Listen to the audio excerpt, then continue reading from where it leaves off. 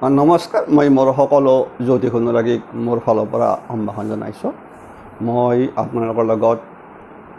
আমাৰ কুণ্ডলীত পোৱা কিছুমান শুভ যোগ বিষয়ে আলোচনা কৰি আছোঁ। ইতিমধ্যে আপোনালোকে নিশ্চয় গম পাইছে। গতিকে আজি মই আপোনালোকৰ লগত এটা সেনেকুৱা যোগৰ কথা আলোচনা কৰিম, যিটো যোগ আচলতে খুব জানিবলগীয়া, আৰু সেই যোগটো হ'ল আপোনাৰ নিজভংগ ৰাজযোগ।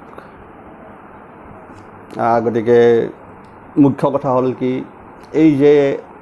নিজভংগ ৰাজযোগ বুলি ক'লোঁ, ইয়াৰ অৰ্থ হ'ল যে আমাৰ কুণ্ডলীত কিছুমান স্থান বিশেষে কিছুমান গ্ৰহ তুংগী হয় বা উচ্চ হয়, আৰু কিছুমান গ্ৰহ নিচস্ত হয়। অৰ্থাৎ তুংগী গ্ৰহই শুভ ফল প্ৰদান কৰে,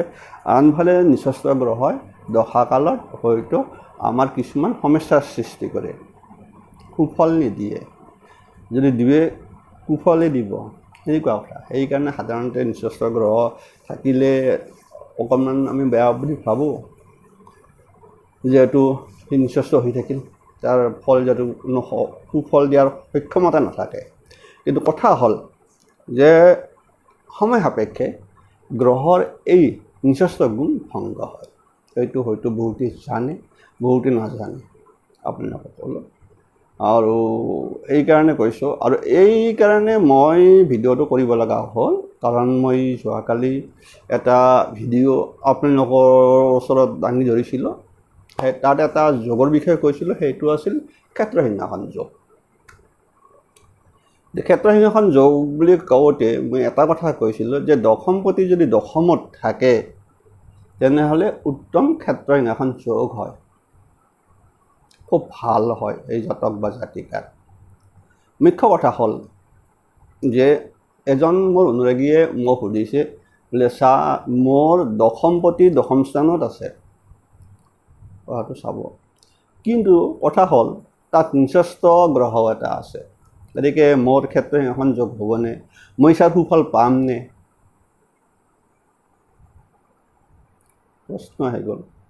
তেতিয়া মই গম পাইছোঁ আৰু কথাটো, যে হয়তো সেই জাতকজনক কোনোবা জ্যোতিষীয়ে আগতে কৈছে যে তোমাৰ কৰ্মস্থান শুভ, কৰ্মস্থানত কৰ্মৱতীয়ে আছে, বহি আছে,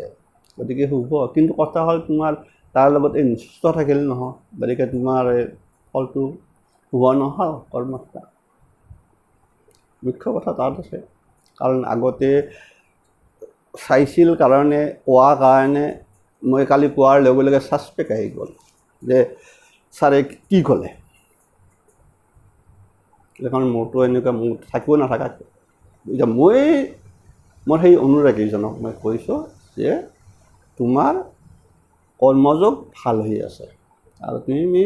যেতিয়াই দশা পাব, দশা অৰ্থাৎ দশমপতি দশা বা অন্তৰ্দশা যেতিয়াই আৰম্ভ হ'ব, অথচ যেতিয়া নিচস্ত গ্ৰহটোৰ দশা হয়তো আৰম্ভ হ'ব, তুমি শুভ ফলেই পাবা। মুখ্য কথা, সেই অনুৰাগীজনক মই কথাটো তেতিয়াই দিছোঁ, যদিও হয়তো মনত আকৌ সকজা থাকি যাব পাৰে, আৰু সেই সকজাটো মাৰ নিয়াৰ কাৰণে আজি মই এই ভিডিঅ'টো কৰিব লগা হ'ল। তাৰ লগত যিখিনি মোৰ নতুন ধৰক বিশেষকৈ ন শিকাৰু আছে, কিছুমান জ্যোতিষৰ ন শিকাৰু আছে, এইসকলকো কৈছোঁ যে আপোনালোকেও বিষয়বস্তুটো অকণমান গভীৰভাৱে চাব বা লৈ ল'ব। এই বিষয়বস্তু খুব জানিবলগীয়া, কাৰণ বহুত এষ্ট্ৰলজাৰে হয়তো নিচস্তটোৰ ওপৰতে বেছি ডিপেণ্ড কৰি থাকে। তাৰ লগত যে এইবিলাক যে ভংগ হৈ যায়, কেতিয়া ভংগ হয় আৰু কেতিয়া নিজ ভংগ ৰাজযোগ হয়, হয়তো কিছু জ্ঞান নাথাকিবও হয়তো পাৰে। কথা আহি পৰে বহুত, বিভিন্নজনৰ বিভিন্ন সূত্ৰ। তথাপিতো যিহেতু মই সেইটো কাৰণেই কৈছোঁ, মই কাকো কোৱা নাই যে সেই নহয়, কথা আহি পৰে বহুত। কাৰণ প্ৰত্যেকৰে কথা যে জ্যোতিষীটো বহুত আছে বুলি কওঁ, মানুহ জানি আপোনালোকে যে পঞ্জিকা চালেও জ্যোতিষী হয়, সেই জ্যোতিষীও আছে। কোনোবা মাটিত আঁচ মাৰি পেলাই কিবা এনেকুৱা, সিও জ্যোতিষী হয়। কথাটো আপোনাৰ চাব, জ্যোতিষী বহুত প্ৰকাৰে আছে, আমিও সিমান নহয়, কিন্তু আমাতকৈ আৰু বহুত ওপৰৰ জ্যোতিষী আছে। আমাৰ কাণত ধৰি উঠা বহা কৰিব পৰা জ্যোতিষী আছে। তথাপি আমিও তাৰে মাজেৰে যিখিনি আয়ত্ব কৰিব পাৰিছোঁ সেইখিনিয়ে প্ৰকাশ কৰি আছোঁ মুখ্য কথাটো সেইকাৰণে মই কিছু ক্ষেত্ৰত আপোনালোকক কিছু ক্ষেত্ৰত মানুহৰ কিছুমান ধাৰণা বিশেষকৈ বদ্ধমূল ধাৰণা কিছুমান খণ্ডন কৰাৰ কাৰণে কিছুমান ভিডিঅ' আমি এৰি দি আছোঁ আপোনালোকে নিশ্চয় গম পাইছে আৰু সোমাই গৈছে আজিৰ ভিডিঅ'টো সেনেকুৱা যিহেতু আমি আমাৰ নিচস্ত বুলি কোৱাৰ লগে লগে আমাৰ মনত এটা ভয় ভাৱ সোমাই যায় যে এই নিচস্থলৈ মই আকৌ ফল নাপাম নেকি গতিকে মই এটা কথা কৈ দিলোঁ যে আপোনালোকক এই নিচস্ত ভংগ যেতিয়া হয় কেতিয়া হয় তাৰ দুটা সূত্ৰ মই আপোনালোকক দি দিছোঁ সেই দুটা সূত্ৰত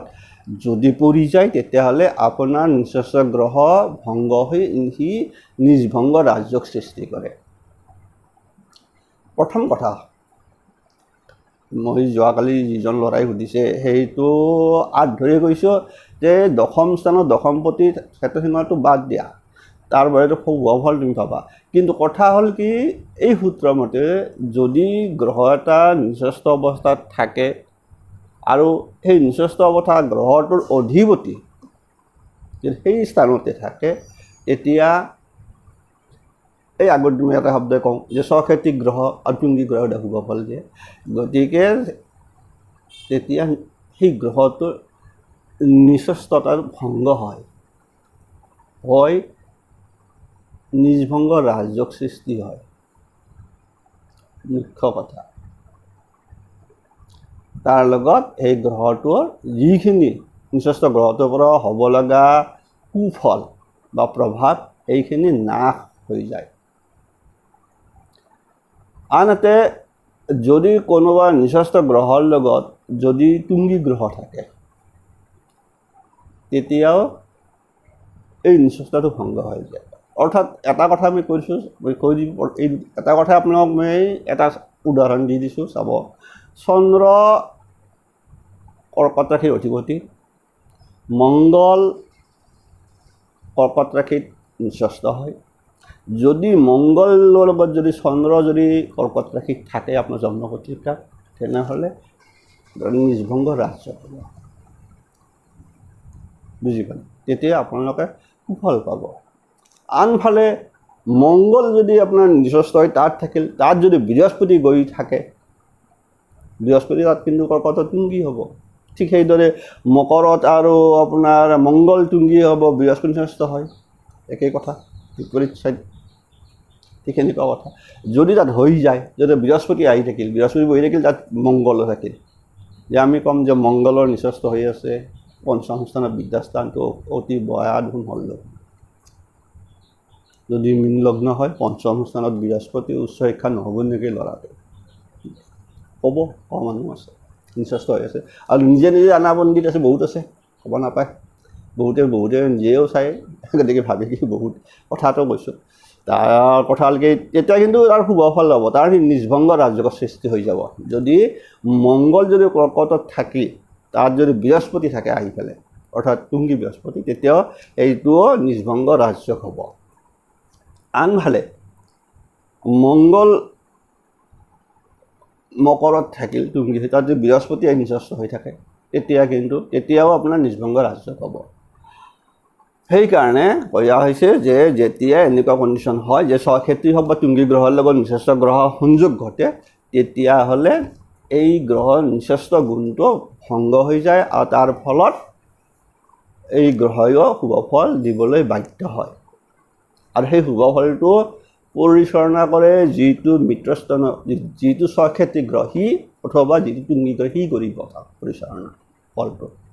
যিখিনি প্ৰায় শুভ ফল হ'ব লগা আছে মংগলৰ পৰা সেইটো গ্ৰহণ কৰে তাৰমানে আনৰ দ্বাৰা কাম কৰা বুলি যে আমি কওঁ নিজে থাকি সেইদৰে কণ্ডিশ্যন একে কণ্ডিশ্যন গতিকে আপোনালোকে এইটো কথাটো গম পালে যে তাৰ বাহিৰেও মুখ্য কথা আন এটা হ'ল কি যে যদি আপোনাৰ দ্বিতীয়টো কথা হ'ল কি যদি কোনো গ্ৰহ নিচস্ত অৱস্থাত থাকে দ্বিতীয় সূত্ৰটো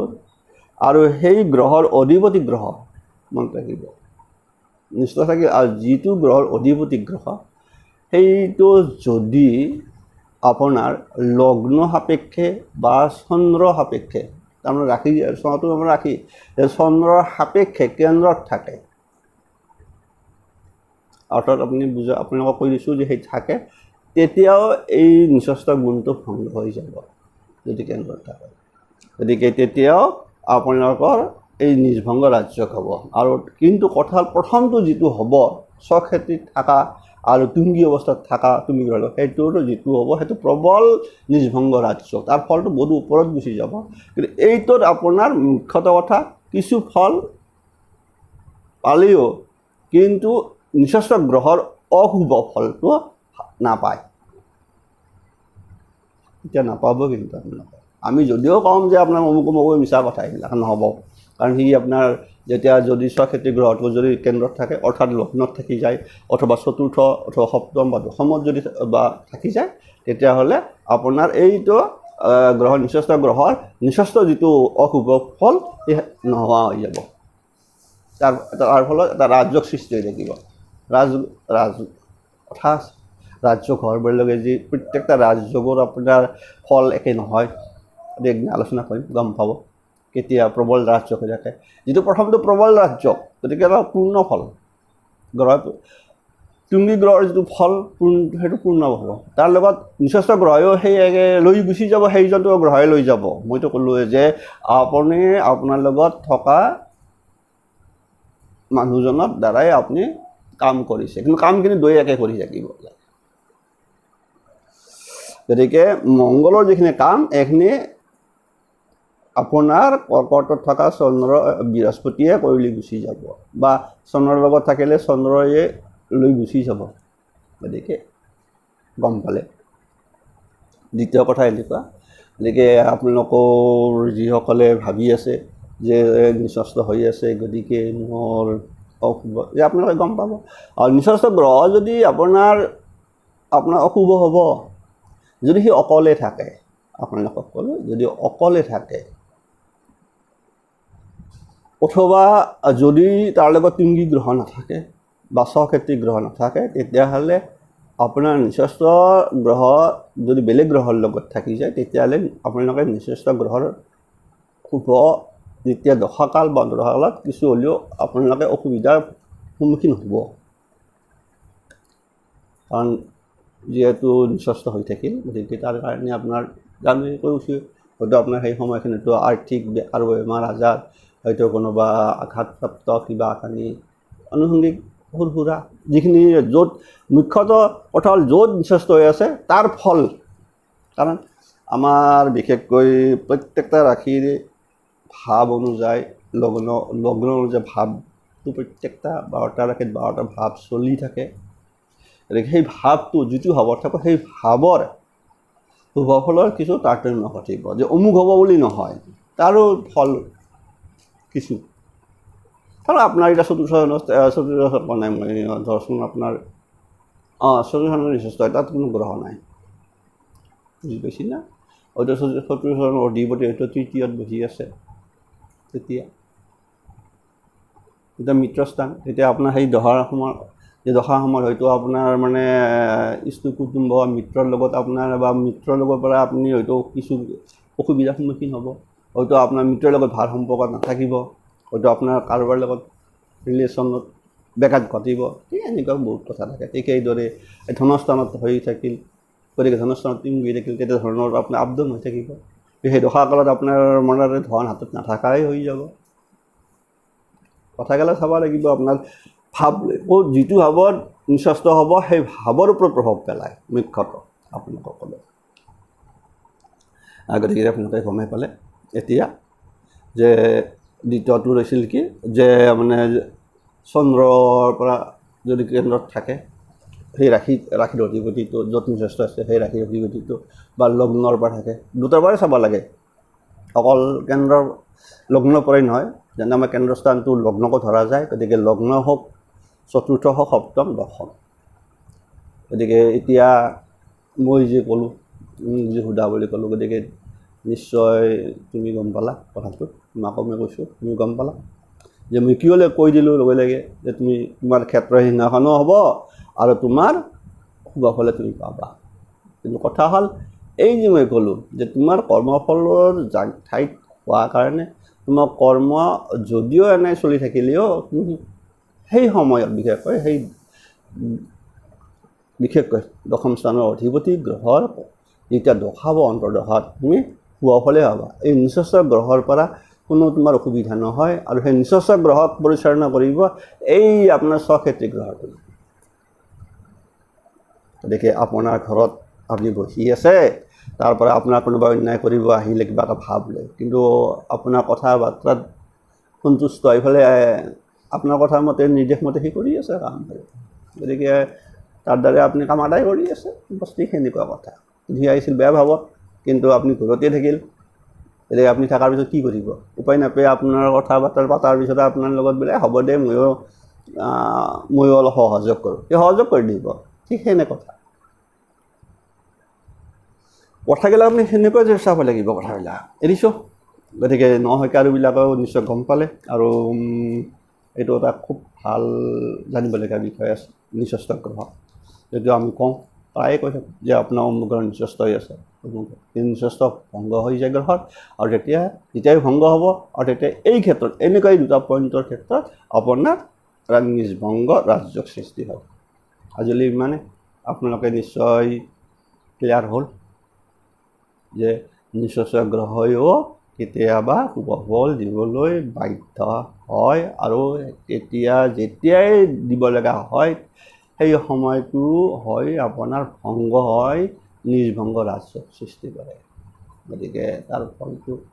সেইমতে ভাল ফল পাব, বেয়া নাপায়। সেইকাৰণে যোগটো নাম দিছে ভংগযোগ ৰাজযোগ নিজ। এৰিছোঁ। সকলোৰে মংগল হওক, মংগল কামনা কৰিয়ে এৰিলোঁ।